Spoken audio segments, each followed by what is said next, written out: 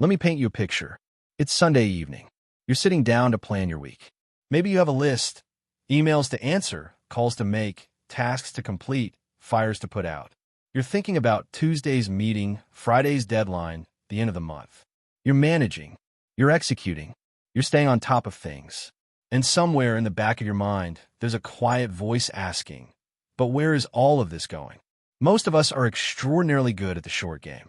We manage our days, our weeks, our quarters. We respond to what's urgent. We fix what's broken. We optimize what already exists. We are, in the language of business, excellent operators. But operators are not builders. And builders are not operators. Here is one of the most uncomfortable truths of modern life.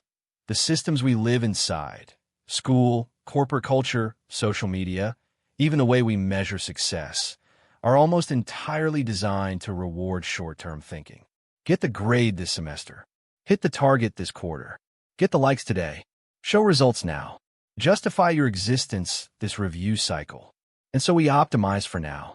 We make decisions based on what's visible, what's measurable, what's immediate. We take the safe path because the payoff is certain.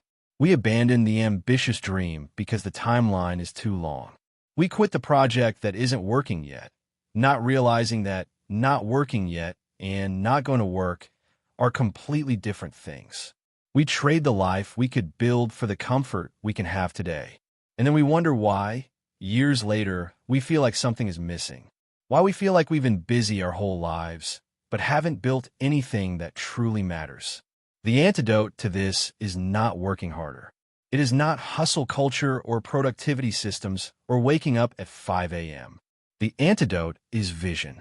Specifically, long-term vision, the rare and powerful ability to see not just where you are, but where you are going. Not just what exists, but what could exist. Not just the next step, but the summit that step is part of.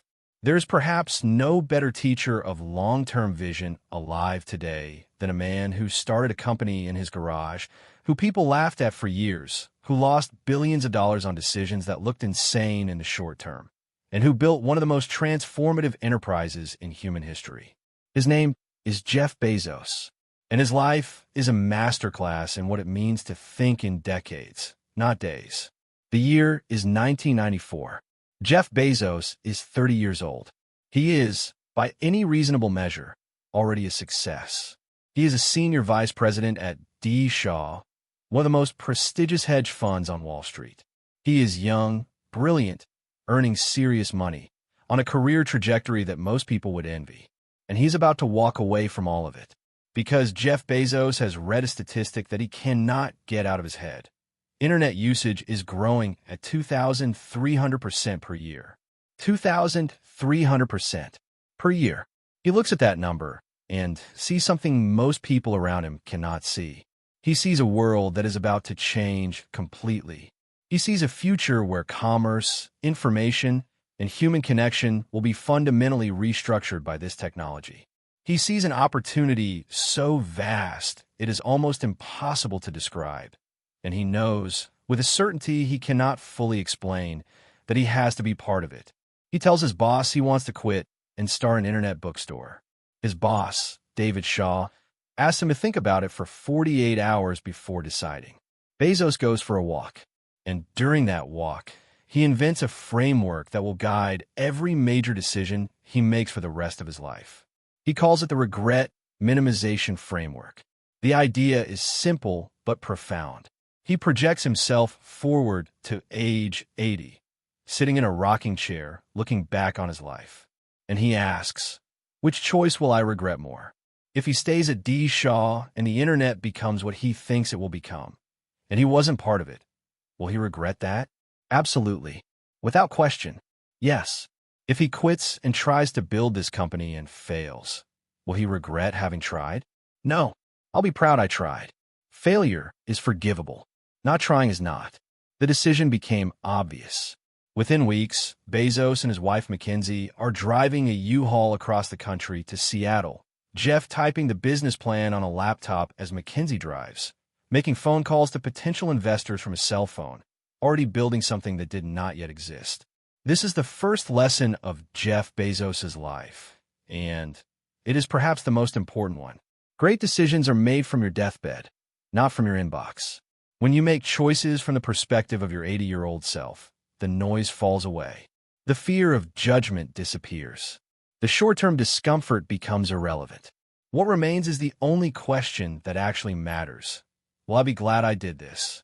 What decision are you avoiding right now because it seems too risky, too uncertain, too far from the guaranteed outcome? Stand at 80. Look back. Ask yourself which choice you will regret. Then make that choice. July 1994. Bellevue, Washington. A rented house with a garage. Jeff Bezos builds a desk out of a door and 2 sawhorses. He hires a small team. He writes code. He tests systems. He drives packages to the post office himself in his Chevy Blazer, wishing he had a dolly. He calls the company Amazon, after the largest river in the world, because he is thinking large from day one. He wants the name to signal ambition, scale, the idea of something vast and unstoppable. In July 1995, Amazon opens for business online. In its first month, without any advertising, Amazon sells books to people in 45 different states and 45 different countries. Bezos knows he is onto something, but he also knows something that the world does not yet understand. This is not a bookstore. This is infrastructure. This is the beginning of something that will eventually sell everything to everyone, everywhere. The books are just the entry point, a product category perfectly suited to online commerce because there are too many titles for any physical store to stock, because books are easy to ship, because readers are early internet adopters. He can see the entire architecture of the future. He just needs time to build it. And here is where the long-term vision becomes genuinely costly. For years, Amazon does not make a meaningful profit. It invests every dollar it earns back into growth, infrastructure, and new capabilities. Wall Street hates this. Analysts write furious reports. Shareholders demand profitability. Business journalists write articles with titles like Amazon.bomb, predicting the company's imminent collapse. Bezos reads every one of them, and then he ignores them completely. Because he is not managing for this quarter. He is building for this decade. We are willing to be misunderstood for long periods of time, he says. Sit with those words for a moment. Willing to be misunderstood. In a world that demands you justify yourself constantly, in a culture that requires you to show your results immediately, in a business environment where the quarterly earnings call is the measure of all things, Bezos is saying, I will accept your misunderstanding. I will accept your skepticism. I will accept your criticism.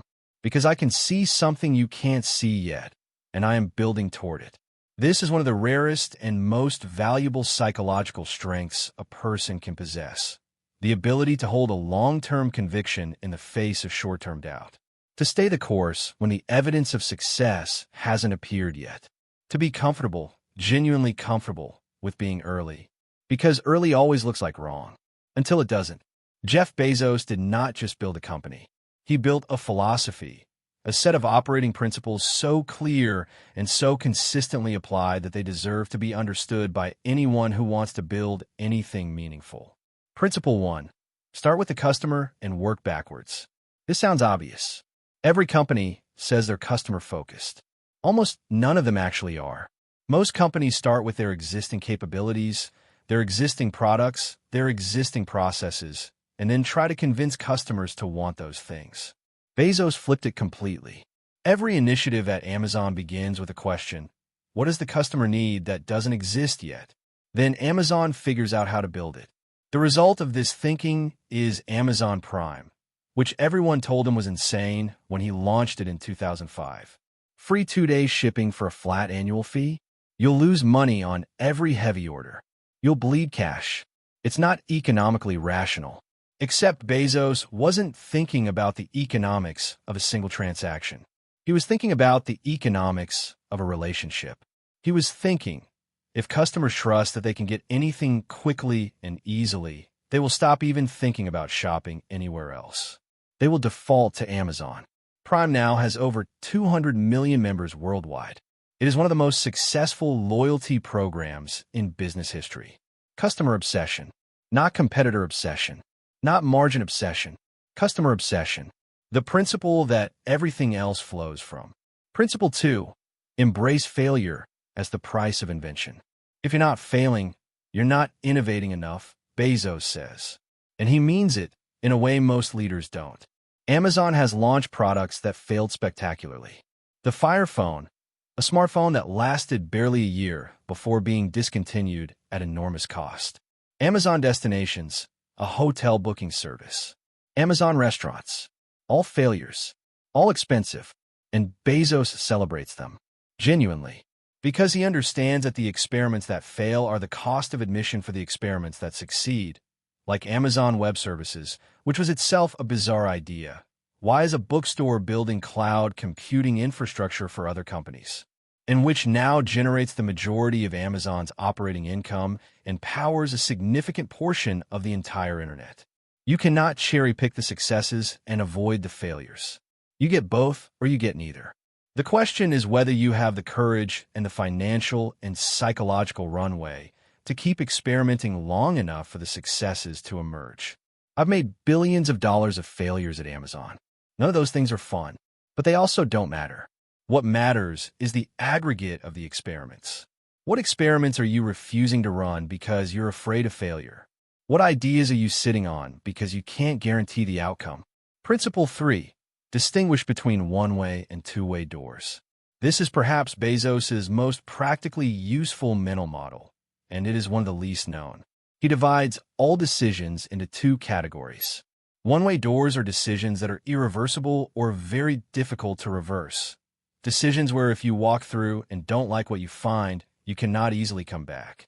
These decisions deserve enormous caution and careful deliberation. Two-way doors are decisions that are reversible. Decisions where if you walk through and don't like what you find, you can simply step back. These decisions should be made quickly, with the information you have, by the smallest team possible. The catastrophic mistake most organizations make, and most people make, is treating two-way door decisions like one-way door decisions. They deliberate endlessly. They demand certainty before moving. They build committees and processes and approval chains for decisions that should take an afternoon. The result is paralysis, slowness, the death of momentum. Bezos is ferocious about moving fast on reversible decisions and deliberate only where real irreversibility is at stake. This distinction between the decisions that deserve your caution and the decisions that deserve your speed is one of the clearest frameworks for action I know. Which two-way doors in your life are you treating like they're one-way? Which reversible decisions are you agonizing over as if they're permanent? What could you try this week that you could simply undo if it doesn't work? Here is something fascinating about Bezos. He is not just a visionary. He is a systems thinker. He understands that how you organize determines what you can build. One of his famous internal rules is what he calls the two-pizza rule. No meeting should be so large that it can't be fed by two pizzas. If a team needs more than two pizzas to feed everyone in the room, the team is too big. This sounds trivial. It is not. Large groups make cautious decisions. Large groups optimize for consensus. Large groups create bureaucracy that protects the status quo. Small groups move fast, take ownership, experiment, and build. At Amazon, teams are structured to be small, autonomous, and accountable. Each team owns its product end-to-end. Each team can make decisions without waiting for permission from above. The result is that Amazon, a company with hundreds of thousands of employees, can still move with something approaching startup speed in individual product areas. Because it is not one monolithic organization. It is an ecosystem of small, fast, empowered teams. Now apply this to your own life. How many decisions are you waiting for permission to make? How many projects are bogged down in consensus building with people who don't need to be involved? How many of your biggest goals are sitting in a metaphorical large meeting, waiting for everyone to agree, waiting for perfect alignment, waiting for the green light from someone who may never give it? Reduce the team. Take ownership. Move. Of all the concepts Jeff Bezos has introduced to business thinking, the one I find most electrifying is what he calls Day One. In Amazon's very first shareholder letter in 1997, Bezos wrote, "This is day one for the internet, and if we execute well for Amazon.com." And every year since, Every single year, he has signed his shareholder letter the same way. It remains Day One. He is so serious about this that his office building in Seattle is named Day One. What does Day One mean?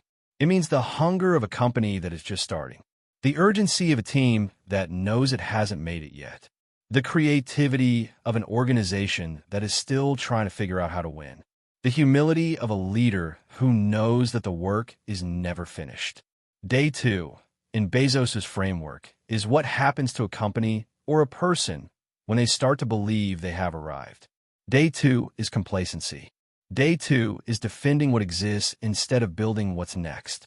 Day Two is the slow calcification of a once great organization into a bureaucracy that optimizes for its own survival rather than its customers' needs.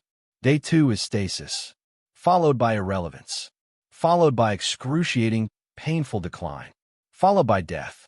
And that is why it is always Day One. The most dangerous moment in any endeavor is success, because success creates the illusion that you have figured out, that the formula that worked yesterday will work tomorrow. It almost never does. The world does not stop changing because you found something that works. The technology shifts. The customer expectations evolve. The competitors learn.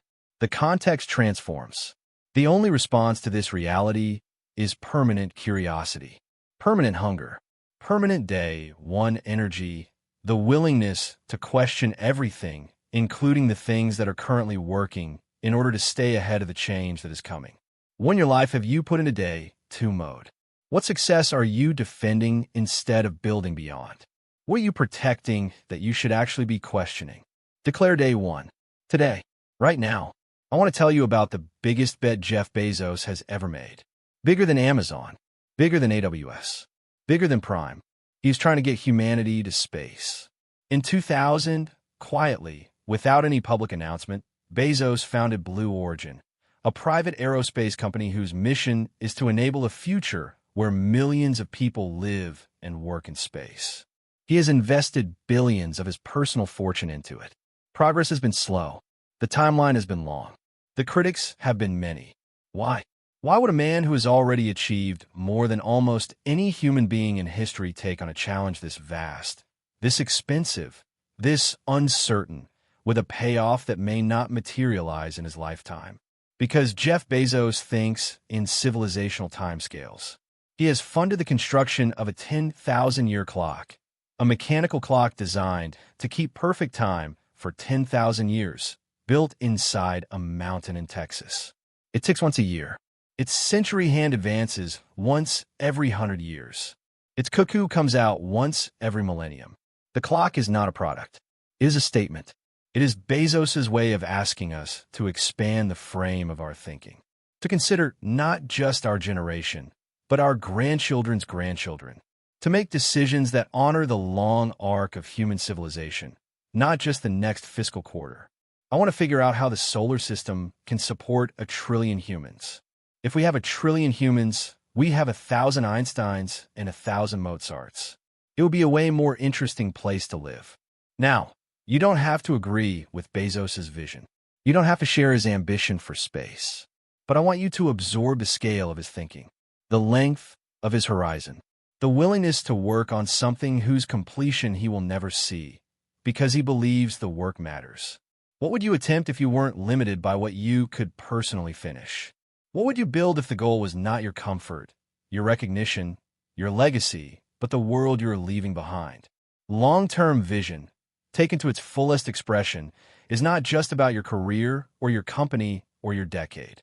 It is about your contribution to something larger than yourself. It is about asking, what am I building, and who is it for, and how long will it last? Jeff Bezos is 60 years old now. He has stepped back from the day-to-day running of Amazon. He spends his time on Blue Origin, on philanthropy, on the next chapter of a life that has already been extraordinary by any measure. And here's what I find most striking about the arc of his story. He started with a question about regret. What will 80-year-old Jeff wish he had done? That framework, standing at the end of your life and looking back, was the engine of his very first courageous decision. It was the force that got him into the U-Haul headed for Seattle, and it has guided him ever since. Every major decision, staying the course when the press said Amazon would fail, investing in AWS when it made no obvious sense, funding Blue Origin when everyone thought it was a vanity project, has been made not from the pressure of the immediate moment, but from the perspective of the long horizon. He is building a life he will not regret. And the vehicle for that is long-term vision. Now I want to talk about you. Not Jeff Bezos, not Amazon, not rockets and trillion-dollar companies and 10,000-year clocks. You, your life, your decisions, your horizon. Because everything I've told you today is not really about a man who built the world's largest retailer. It's about a way of thinking, a way of moving through the world that is available to every single person who chooses to adopt it. You don't need a garage in Seattle. You don't need venture capital or an Ivy League education or an insider's understanding of financial markets. You need one thing and one thing only: the willingness to play a longer game than the people around you. That's it. That is the secret. It is not complex. It is not hidden. It is not reserved for the elite or the lucky or the specially gifted. It is simply the decision to take the actions today whose payoff comes tomorrow, even though tomorrow is far away, even though you can't yet see it, even though the people around you are asking why you're not focusing on right now. Every conversation you have that builds genuine trust rather than just getting through the meeting, that is long-term vision. Every investment in your skills and knowledge, even when the return isn't immediate, that is long-term vision. Every time you choose to build something of quality rather than ship something merely adequate, that is long-term vision. Every relationship you nurture not for what it gives you today, but for what it becomes over years, that is long-term vision. Every time you resist the easy short-term decision and choose the harder right one, that is long-term vision. You are making long-term decisions every day, whether you're conscious of it or not. The only question is whether you're making them intentionally, with a clear picture of the future you're building toward, or accidentally, by default, pulled along by the current of whatever is most urgent today. I want to leave you with a practice. Not an idea, a practice. Something you can do today, this week, this year. Go stand at 80. Close your eyes. Imagine yourself at the end of a long, full life. You're sitting somewhere comfortable. You have done a great deal. You have made thousands of decisions. You have taken some risks and avoided others. You have built some things and left others unbuilt. You have lived a life. Now look back. What are you most proud of? Not what received the most applause. What genuinely fills you with satisfaction? What required something from you? What did you build that outlasted the moment? What did you choose when the choice was hard? And now the harder question: what do you wish you had tried? What idea did you have that you talked yourself out of because it was too uncertain, too risky, too long? What door did you stand in front of and not walk through because you were afraid of what was on the other side? Now open your eyes. You are not 80. You are here, now, with time still in front of you. The game is not over. It has barely started. And the decisions that will define your long arc, the decisions that 80-year-old you will look back on with pride or with longing, those decisions are available to you right now. Jeff Bezos sat in that car, headed across the country with a door frame for a desk and a crazy idea about the internet. He didn't know it would work. He just knew he would regret it if he didn't try. What is your crazy idea? What is the thing you can see that other people can't see yet? What are you willing to be misunderstood for years because you know that it matters? Build it. Start now. Think in decades, not days. And trust, with every long horizon bone in your body, that the future belongs to the people who are patient enough to build it.